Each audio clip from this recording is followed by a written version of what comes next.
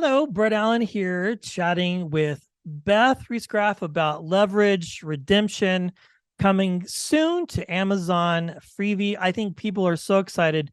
Beth, it's a pleasure and an honor to chat with you today. Thank you so much for your time. Thank you. Same to you, Brett. Well, this is a lot of fun. We've had a chance to chat with both of your cast members. What can people expect, Beth, for this upcoming season? I've had a chance to watch the first couple episodes, but from your perspective, what are you most excited about for this new season? I'm really excited for people to see the team doing what they do best, going after the rich and powerful who are taking advantage of people like you and I, and watching the team take them down. Like right now, I think tonally the show is just what everybody needs. It's lighthearted, but it also is, genuinely emotionally moving at times. It's dramatic. There's action and fight scenes and stunts, and at the end of the day, you can expect all the good parts of the show that you love and come back for the character interactions and their interpersonal relationships. We get to see Sophie, played by Gina Bellman's character. We get to dive into her backstory a little more this season, which we haven't had a chance to do in the original series. We learned some things, but she still has a lot of secrets. So it's going to be really cool for people to learn more about Sophie and watch the team really just kind of to come together and do what they do best.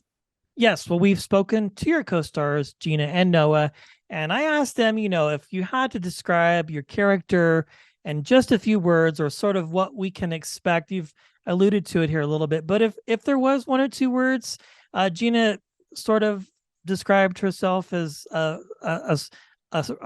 ringmaster in a three-ring circus. And Noah is sort of a lawyer, but sort of a labradoodle puppy all at the same time. How would you describe your character for the fans? Oh, wow.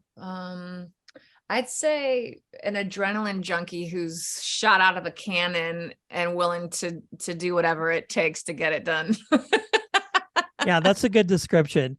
I'm very curious because you have been a part of so many great projects and done so many different things, film, television, comedy, drama. Is there one thing in particular that interests you in a script or in a story, or is sort of a non-negotiable for you to kind of have you go, okay, this is important to me at this stage of my career, that's important to me, that it has to be there?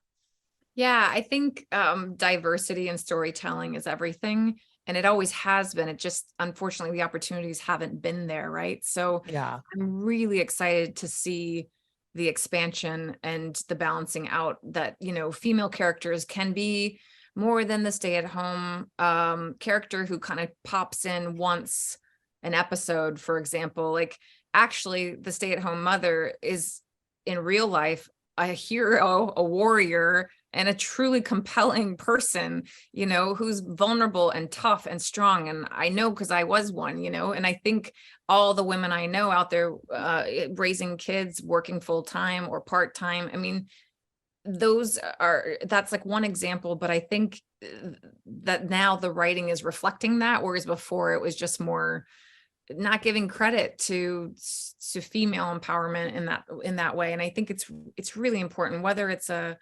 doctor or a thief like I play on Leverage. There's got to be room for growth. There's got to be challenges, and I really love misbehaviors in a character. I love characters that misbehave because it's so fun finding all the reasons why that is justified in their mind. So Yeah. I like being challenged, and I think it's in the writing as well. Like, I look for something that's going to challenge me, and I always think about what's the impact of this show. And like with Stranger Things, it was a no-brainer. Even though I didn't have a lot of dialogue, the storyline and the purpose of that character ended up being massive, and it was such a fun thing to be a part of. I mean, culturally, that was so exciting to be a part of something like that as well. So yeah, I guess it just depends on the project, right? But that's definitely important to me. Yeah, I think so. And interestingly enough, I do find it fascinating about your world, because you do get to play so many different characters, and yet sometimes they are sort of a trope in a way. Mhm. But really being able to go outside of that and go, oh, wait, maybe the stay-at-home mom is also a CIA agent that's just fantastically amazing and can kick some butt. You know what I mean? Yeah, exactly. I mean, it's funny, that I have talked to a lot of other actors, and watching those roles change. It's almost weird now if you do get an audition or something comes across your plate where it's one dimensional, because it's like, oh, but that's really not how the life is. That's not how Right. life is at all. So you want stories that people can relate to and have fun with and go on a ride with, right? And I think the more layered and the more colors and the more dynamics that are written, it's like, oh, it's more fun to play on that playground. Yes. Well, one last question or two here as we get ready to wrap. I'm very curious, again, sort of looking at your filmography. Is there one role in particular to you that stands out, that's sort of greenlit for you in your mind? Not because I would not say solidify in the business because it can be so unpredictable, but Yeah. solidified for you as an actor and as a storyteller where you go, man, the lights came on and it was like, this is it for me. Like, no questions asked. Oh, yeah. There was a project I did that never saw the light of day, sadly. It was a pilot called Insatiable. It was actually the year Californication got picked up, so that's how Yes. long ago that was. But it was absolutely fantastic. It was an ensemble cast, and we had Laura Flynn Boyle, Andy McDowell, me, Kurtwood Smith, there was Lance Barber. Like, every single person in that town had a different addiction to something, and it was like small town Midwest. And I think on that job, oh, Peter Facinelli was also there.